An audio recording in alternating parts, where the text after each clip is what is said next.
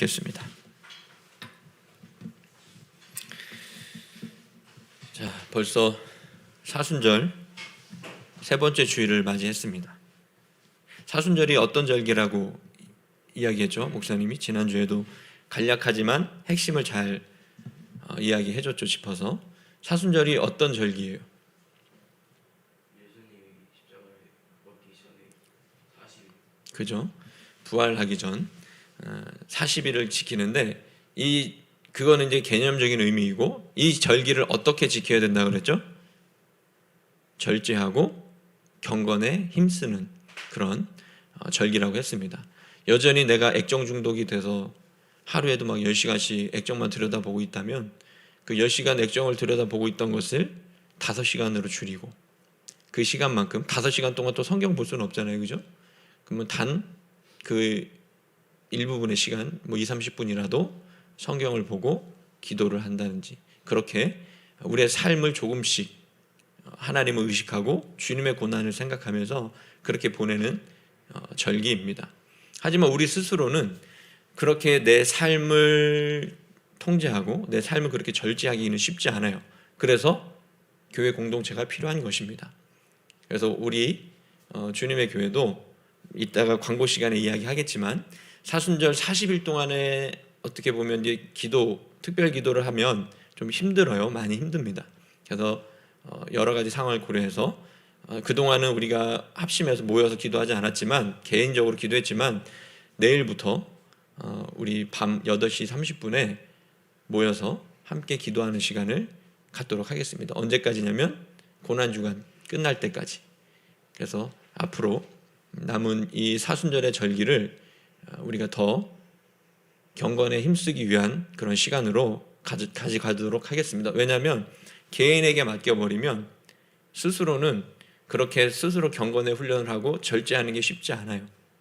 여전히 그냥 더 편해지고 싶고 쾌락을 즐기고 싶고 내 멋대로 살고 싶은 것이 우리 인간의 습성이기 때문에 이렇게 교회 공동체가 필요한 것이고, 그렇게 신앙으로 지도해주는 목사가 필요한 겁니다. 목회자가 필요한 거예요. 그래서 목회자가 앞서서 여러분을 괴롭히려고 그렇게 기도해라, 말씀 봐라 하는 게 아니라 여러분들의 신앙의 유익과 하나님이 우리를 향하신 뜻이 어디 있는지를 우리가 이 땅 가운데 살면서도 깨닫고 더 풍성한 삶을 여러분에게 살아가게 하기 위해서, 이 땅에 있는 그 모든 물질적인 것이 다가 아니라 우리가 정말 영적인 그 기쁨과 즐거움, 하나님이 우리에게 주시는 이 세상이 줄 수 없는 기쁨과 평안이 무엇인지를 여러분들에게 소개하고 알려주고 그 삶을 누리게 하려고 여러분에게 그렇게 기도해라, 말씀 봐라, 절제해라 하는 것입니다.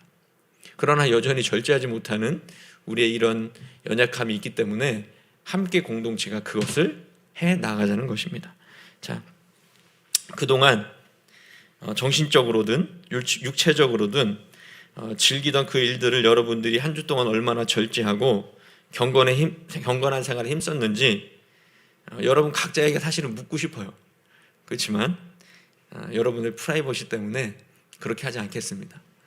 여러분에게 물었는데 못했어요 그러면 좀 창피하잖아요. 그죠? 여러 사람 앞에서. 그러니까 묻진 않겠습니다. 그러나 본인은 알 것이고, 내가 이 일주일 동안 사순절 기간을 어떻게 지내고 있는지를 나는 알 거예요. 그죠? 본인은 알 겁니다. 여러분이 방문 닫고 들어가면 여러분 골방에서 내가 아빠가 목사님이 뭐 하는지 어떻게 알겠어요? 여러분의 몫인 거죠. 그 시간은. 그죠? 그만큼 나도 알고 하나님도 아실 것이기 때문에 하나님과 나 자신에게 부끄럽지 않도록 이 기간만큼이라도 경건에 힘쓰고 절제의 미덕을 기를 수 있는 저 여러분이 될 수 있기를 바랍니다. 매 주일마다 말씀과 설교를 통해서 이 사순절의 메시지와 성경적인 메시지를 여러분들이 계속 들음에도 불구하고 내 삶의 모습이 변화되지 않거나 내 마음의 변화가 없다면 여러분 강력하게 이야기합니다. 회개하십시오. 오늘 말씀의 제목이 뭐예요? 회개하지 않으면 어떻게 되는가? 오늘도 여러분 좀 두렵고 떨리는 말씀입니다. 여러분 말씀을 들어도 여러분들이 아무리 앞에서 천사의 말을 하고 성경적인 말씀을 해도 여러분들의 생활에 변화가 없다면, 우리의 마음에 변화가 없다면 우리는 하나님을 섬기는 신앙생활을 하는 게 아니에요. 21세기 고상한 취미 생활로 기독교라고 하는 종교 생활을 하는 것입니다. 목사님 지난번에도 얘기했죠. 하나님을 섬기는 믿는 신앙 생활과 고상한 취미 생활을 하는 종교 생활, 기독교 종교 생활은 구분돼야 된다고 했어요? 똑같다고 했어요? 구분됩니다. 어떤 사람은 정말 하나님을 믿지도 않으면서 고상한 취미로 종교 생활을 하는 사람이 있어요. 어떻게 구분할 수 있는지 아세요? 말씀을 들어도 그의 인격과 삶의 변화가 일어나지 않습니다. 그런 사람은 종교 생활을 하는 사람이고, 말씀을 듣고서 비록 삐그덕대고 넘어지고 실수하고 부족한 모습이 보이더라도 그의 삶의 변화가 보이고 열매가, 좋은 열매들이 맺히는 것이 보인다면 그 사람은 무슨 생활을 하는 사람이요? 종교 생활을 하는 사람이 아니라 하나님 앞에서 신앙 생활을 한 사람입니다. 여러분, 진정 하나님을 믿는 믿음 안에 거하고 우리의 영혼과 우리의 생명을 살리기 위해서 우리의 마음가짐과 삶의 방식에 진정한 변화와 회개의 역사가 있기를 간절히 소망합니다.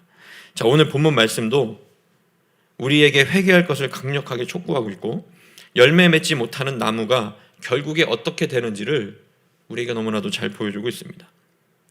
자, 이러한 말씀도, 오늘의 이 두렵고 떨리는 말씀도 들을 준비가 되어 있기를 바라고, 하나님의 말씀을 내 입맛에 맞게 취사 선택해서 들으려 하지 마시고 심판의 말씀이든 축복의 말씀이든 겸손하게 받아들일 수 있는 우리 모두가 되기를 바랍니다. 먼저 예수님 앞에 두 사람이 찾아오는 내용으로 오늘 본문 말씀은 시작이 됩니다. 자, 이렇게 얘기하죠. 빌라도가 누군지는 알죠? 빌라도가 누구예요? 예? 예수님을 십자가에 못 박도록 허락한 총독이잖아요. 로마의 총독, 그죠? 빌라도가 어떤 갈릴리 사람들을 죽였어요.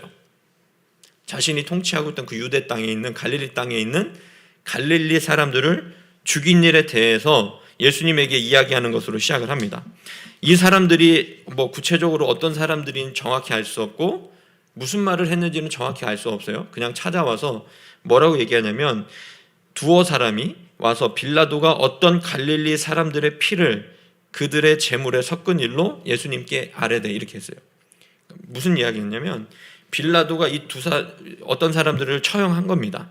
불의의 사고로 인한 것인지 처형으로 인한 것인지를 정확히 알 수 없으나 어쨌든 빌라도가 그들을 처형한 거예요. 죽인 겁니다. 그 피를 제물에 섞었다, 이렇게 표현하는 것은 그들을 처형했다라고 보는 것이 가장 타당할 것입니다. 근데 이 사람들이 예수님에게 이런 이야기들을 했을 때 예수님의 대답을 보면, 이 사람들은 그 빌라도에게 죽임당한 사람이 그 죽임당한 것을 어떻게 생각했다는 것이에요? 마땅하고 당연하게, 그 사람들이 지은 죄가 있어서 당연하게 빌라도에게 죽임을 당했다, 이렇게 여겼다는 것을 알 수가 있습니다. 자, 왜 그렇게 목사님이 해석을 하는지 2절의 말씀 한번 보겠습니다. 2절 말씀 보세요.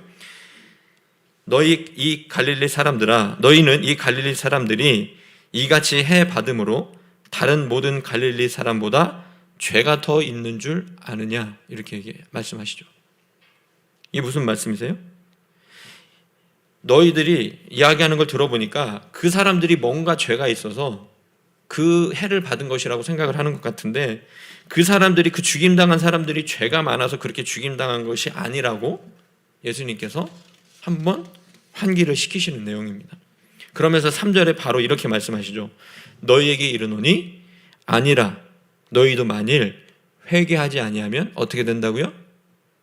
다 이와 같이 망하리라. 예수님은 바로 그들의 인과론적인 생각은 신앙적이지 않다라고 지적을 한 겁니다. 이렇게 하면 이렇게 될 거야, 이런 법칙이 있죠, 그죠? 심으면 거두고 죄를 지면 심판받고, 대부분의 모든 그런 일들에는 거의 다 그게 대입이 되고 맞아요. 그렇지만 여러분, 우리 신앙생활에 이런 인과론적인 모든 것이 원인이 있으면 결과가 있다라고 하는 것이 다 해석이 될까요? 신앙에도 이게 연결이 되는 것일까요? 그렇지 않습니다. 주님은 그렇지 않다라는 것을 오늘 본문을 통해서 알려주시는데, 여러분이 한번 잘 들어보세요. 오늘 내용은 좀 어려울 수 있습니다. 특별히 우리 어린 아이들에게는 단어도 그렇고 이 내용이 좀 어려울 수 있으니까 한번 잘 들어보세요. 목사님이 최대한 쉽게 예수님이 하셨던 이 말씀이 무슨 말씀인지를 한번 설명해 보도록 하겠습니다. 자, 우리는 이 세상을 살면서 우리의 삶에 일어나는 모든 일들, 현상에 대해서 어떻게 하려고 그래요? 다 이해하려고 하잖아요. 그죠? 이게 왜 이렇게 이런 일이 벌어지지? 어떻게 될까? 이후에는 어떻게 될까? 궁금해 하잖아요. 그리고 러시아가 앞으로 어떻게 행동할지, 우크라이나와 러시아는 어떻게 될지, 왜 러시아는 우크라이나를 침공했는지, 이런 우리는 알 수 없는 이 거대한 전쟁에서 우리는 분석을 하잖아요. 왜 이런 일이 벌어졌고 어떻게 될 것인지를. 그죠? 우리는 세상에 살면서 모든 일을 다 이해하려고 해요. 그래서 그런 궁금한 것들을 해결하려고 하는 노력이 우리의 지금 과학을 발전시켰고 철학이나 여러 인문학을 발전시킨 것은 사실입니다. 그리고 무엇인가 법칙을 만들어서 모든 상황과 결과를 대입해서 해석하려고 우리는 노력을 합니다. 그러나 여러분, 과학적인 법칙과 인문학적인 이런 법칙을 우리의 영적인 문제, 신앙적인 문제까지 확대하면 곤란합니다. 그것을 예수님께서 말씀하고 있는 거예요. 신앙적인 부분과 영적인 부분도 물론 우리의 상식과 이성적인 판단에 의해서 대부분이 검증이 되고 설명이 됩니다. 우리 신앙은 그러면 무조건 신비한 것이고 상식이 통하지 않는 게 신앙일까요? 그러진 않아요.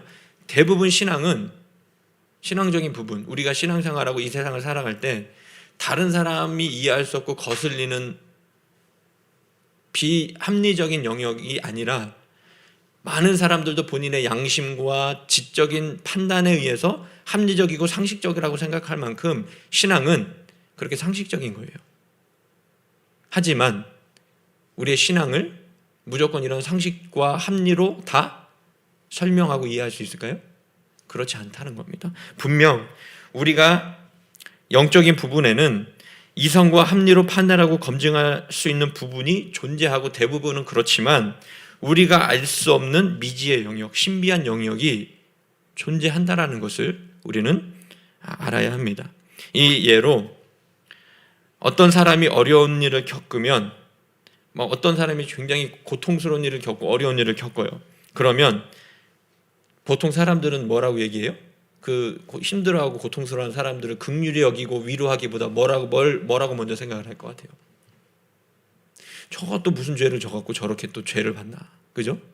이런 말 들어봤잖아요, 그죠? 그리고 지금 젊은 세대는 잘 사용하지 않지만 옛날 어른들 중에 그런 말이 있어요. 자기가 꼭 자식이 잘못되고 뭔가 어려운 일을 당하면 내가 죄가 많아서 이런 말 하는 사람 들어본 적 있어요, 없어요? 있죠?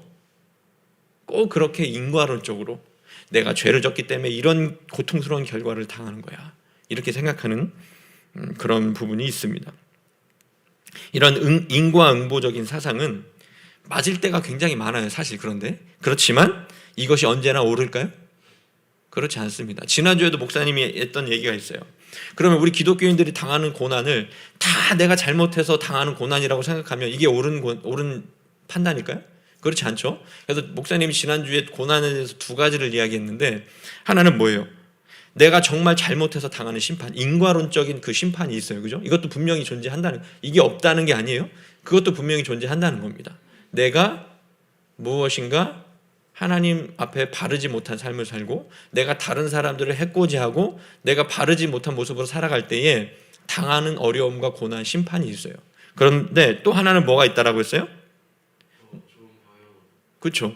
내가 하나님의 뜻에 순종했고 잘못한 것이 없음에도 불구하고, 하나님의 뜻에 순종했음에도 불구하고 더 좋은 방향으로 가기 위한 고통과 고난, 하나님의 더 큰 섭리와 계획을 위해서 당하는 고난도 고통도 있다는 겁니다. 그렇기 때문에 함부로 예수님에게 찾아왔던 사람들처럼 예수님에게 그런 얘기했죠. 저것들이 저렇게 빌라도에게 죽임을 당할 만한 짓을 했기 때문에 죽임을 당한 것이죠? 라고 물은 거죠. 그러니까 예수님이 뭐라고 말씀하셨어요? 그 죽임당한 사람들이 니들보다 더 죄가 많아서 그런 줄 아느냐? 아니다. 니들도 회개하지 않으면 그들과 같이 망할 것이다. 포인트는 뭐예요? 인과응보론적인 사상이 아니라 뭐예요? 오늘의 말씀의 포인트는 뭐예요? 그러면 회개하라는 겁니다. 모든 사람은 다 똑같은 죄인이에요. 우리가 생각할 때 죄의 경중을 따집니다. 간음은 좀 덜 나쁜 죄, 살인은 더 나쁜 죄 이렇게 따지잖아요, 그죠? 하지만 다 똑같은 죄예요. 남을 속여서 거짓말을 하는 거나 정말 다른 사람에게 큰 위해를, 폭력으로 위해를 가하는 거나 똑같은 죄입니다.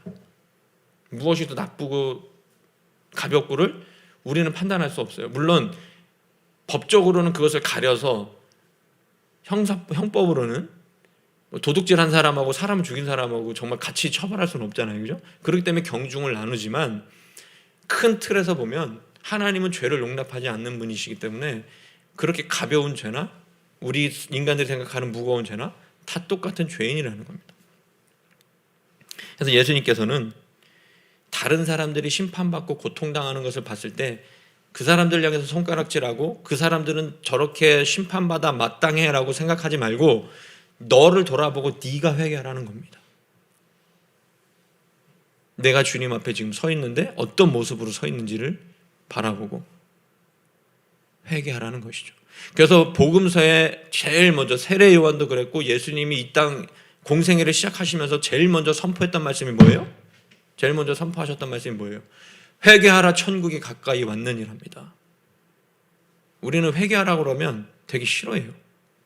일례로 어떤 예가 있냐면, 목사님이 이거 실제적으로 겪은 일은 아니고 들은 이야기라 좀 조심스럽긴 하지만 어떤 교회에서, 큰 교회입니다. 제법 큰 교회, 목사님이 부임을 하셨어요.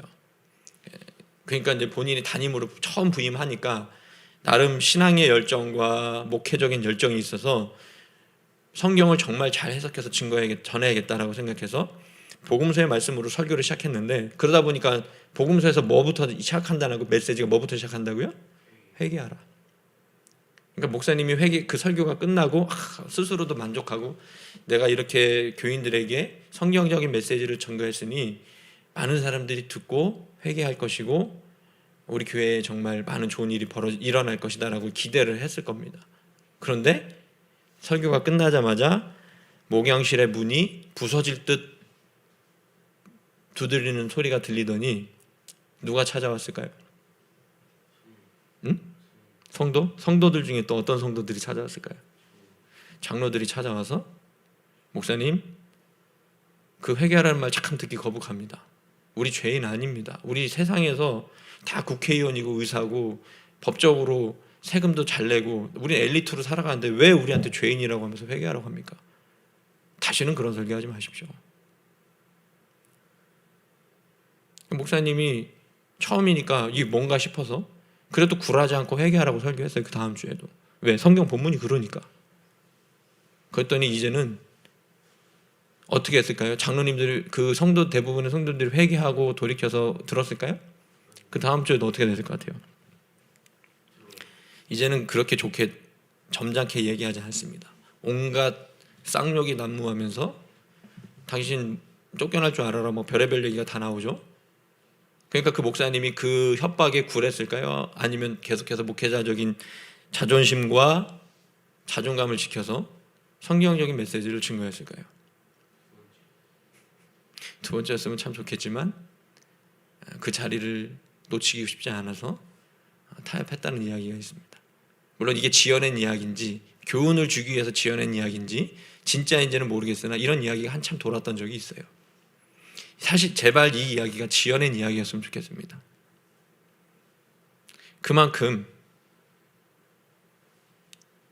성경적으로 축복받는 이야기는 이 시대 현대인들은 좋아하지만 회개하라고, 우리는 죄인이라고, 하나님 앞에 겸손해야 된다고 하는 이 메시지는 정말 싫어합니다. 자기는 잘 사는 줄 알아요. 왜? 헌금도 하고 세금도 내고 봉사도 하고 다 하거든. 내가 감옥 갈 일을 하지 않았으니 나는 죄인이 아니라는 겁니다. 착각하지 마십시오. 주님이 뭐라고 말씀하시는지를 들으십시오. 내 나름대로 판단하지 마시고 성경에서 주님이 뭐라고 하시는지를 들으세요, 제발. 자, 그러므로 예수님이 찾아온 이 사람들이 이런 인과론적으로 얘기했을 때 다시 한번 여러분 주님의 음성을 들어보십시오. 2절과 3절 제가 읽어줄 테니까 여러분 다시 한번 귀를 열고 눈으로 성경을 보면서 들으십시오. 그들이 다른 사람보다 죄가 더 있어서 그렇게 죽임당한 줄 아느냐? 아니다. 너희도 만일 회개하지 아니하면 다 이와 같이 망할 것이다. 주님의 말씀은 그들이 인과응보적인 법칙으로 죽음이라고 하는 심판을 당한 것이 아니고 너희도 우리도 회개하지 않으면 이같이 망한다고 하는 주님의 경고입니다. 이 경고를 가볍게 여기지 마십시오. 그리고 한 가지 더 예를 들어주시죠. 4절과 5절의 말씀입니다.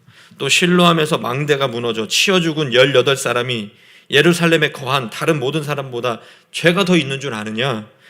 너희에게 이르노니 아니라 너희도 만일 회개하지 아니하면 다 이와 같이 망하리라. 우리도 우리의 삶에 큰 환난이 닥치고 어려움이 닥치면 대부분 내가 뭐 잘못했나부터 뒤지기 시작합니다. 물론 큰 해를 당했을 때, 어려움을 당했을 때 그렇게 자신을 돌아보고 성찰하는 것도 중요하지만 매사에 그 모든 것을 그렇게 생각하는 것은 잘못된 것이라는 겁니다. 특별히 우리는 어려운 일이 닥치면 내가 무엇인가 하나님을 섭섭하게 해드린 일이 없는가를 찾기 시작해요. 내 자녀 때문에 고통스럽든지 경제적으로 고통을 당한다든지 뭔가 인간관계가 풀리지 않아서 나를 괴롭게 하는 인간이 있으면 내가 뭔가 하나님을 섭섭하게 해드렸나? 내가 이렇게 생각을 하면서 뭔가 내가 잘못한 리스트가 어디 있는지 과거를 회상하면서 뒤지기 시작을 합니다. 여러분, 이것을 분명히 말씀드리지만 하나님에 대한 오해이고 하나님에 대한 상이 뒤틀린 우리의 잘못된 신앙관입니다. 하나님이 뭐 우리가 잘못하는 것만 이렇게 들여다보고 계시다가 즉각적으로 심판하시는 그런 하나님이 아니에요. 하나님의 긍휼하심을 망각하고 율법을 지키지 않으면 무조건 벌받는다라고 하는 자동적인 심판은 하나님의 주권을 인정하지 않는 결과를 가져올 수 있습니다. 그렇다고 여러분, 제가 앞에서 회개하라고 말씀했는데 갑자기 이런 얘기하는 게 좀 괴리가 있다라고 느끼실 수 있는데, 회개하지 말라는 것이 아니라 하나님에 대한 상을 먼저 건강하게 설정하시고 하나님이 어떤 분이신지를 아시고 그렇게 예수님의 말씀처럼 인과론적으로 기계적으로 심판받으니 내가 그 심판이 두려워서 회개해야지 이렇게 생각하지 말라는 거예요. 하나님 앞에서 예수님이 회개하라 하셨으니 내 삶에 그런 고통과 어려움이 없어도 어떻게 하라는 거예요? 늘 내 삶을 돌아보고 회개하라는 겁니다. 하나님의 긍휼하심을 망각하고 율법을 지키지 않으면 벌받는다라고 하는 이런 인과론적인 생각은 정말 큰 문제가 뭔지 아세요? 하나님의 주권을 인정하지 않는 결과로 나타나요. 자동적으로 나는 죄 졌으니까 즉각적인 심판, 나는 잘했으니까 무조건적인 보상, 이런 인과론적인 게 성경적이지 않다라고 계속해서 말씀드리고 있는 겁니다. 그렇다고 제가 이렇게 얘기한다고 하나님을 두려워하지 말라고, 회개하지 말라고 여러분에게 면죄부를 주는 거 아니에요. 착각하지 마십시오. 또 한 가지, 우리가 다른 사람이 당하는 이해 못할 고난과 죽음을 보았을 때 그들이 뭔가 그런 심판을 당할 만한 짓을 해서 당한 것이라고 섣불리 판단하지 말라는 겁니다.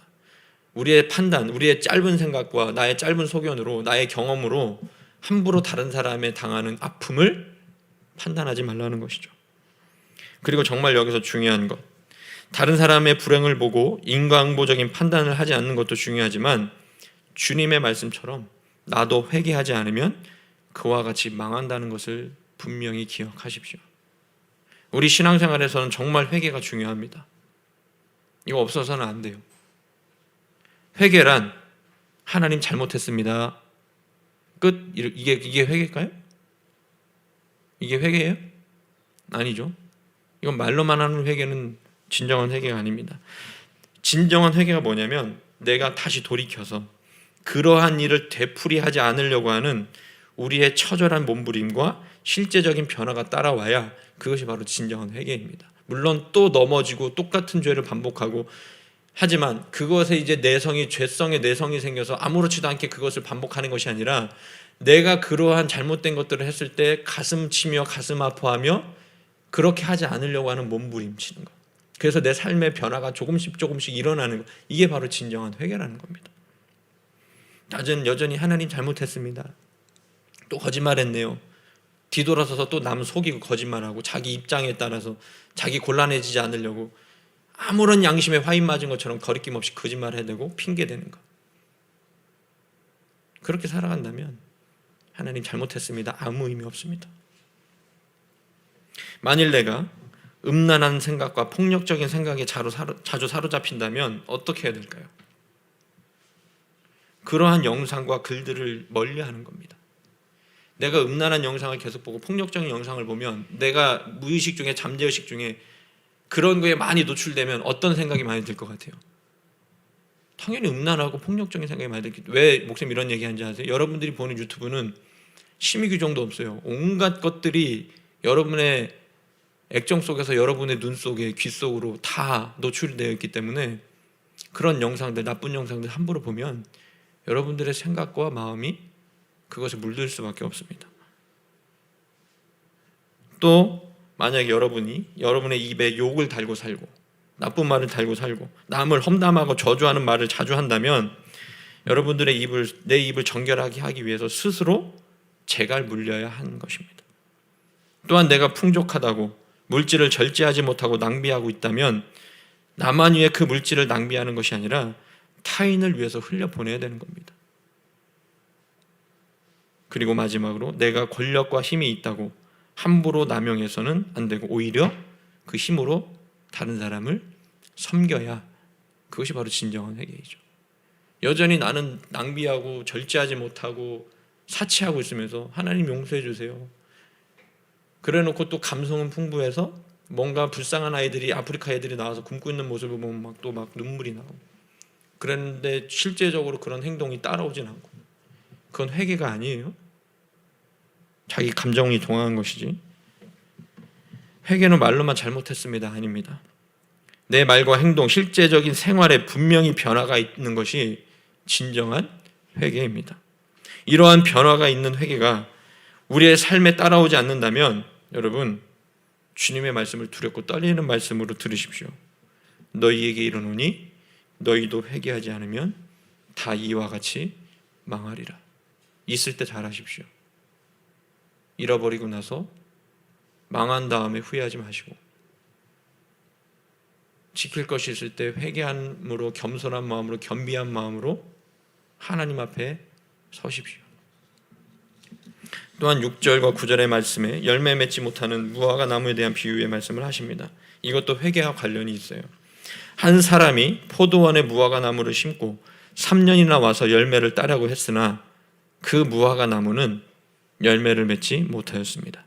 이에 그 주인이 포도원 지기에게 이렇게 말을 하죠.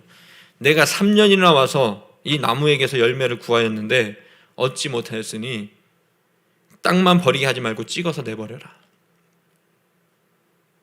그러나 포도원 지기가 그 나무를 불쌍히 여겨서 주인을 만류합니다.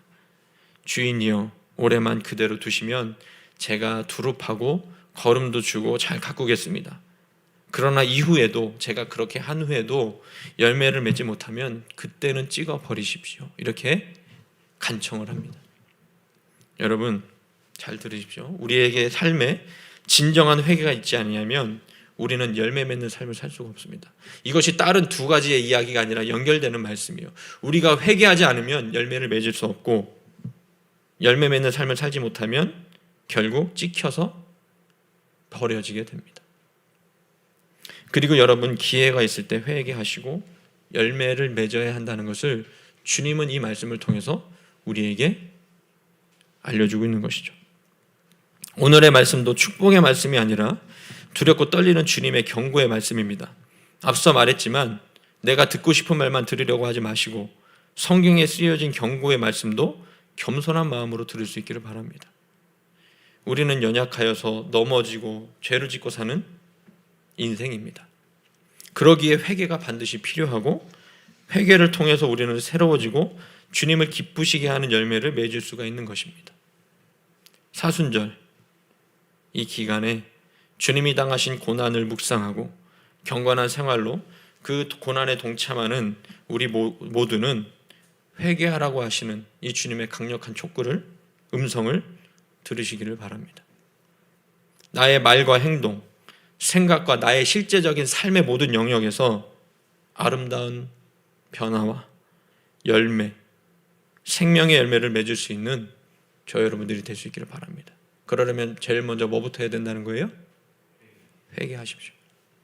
그래야 우리의 삶에 주님께서 기뻐하시는 열매가 맺혀질 수 있습니다. 회개하지 않으면 망합니다. 그리고 열매를 맺지 못하면 찍혀서 던져버리게 됩니다. 버리워지게 됩니다. 때가 늦기 전에, 그러한 일이 우리의 삶 가운데 도적과 같이 부지중에 임하기 전에 회개하십시오. 주님의 음성입니다. 기도하겠습니다.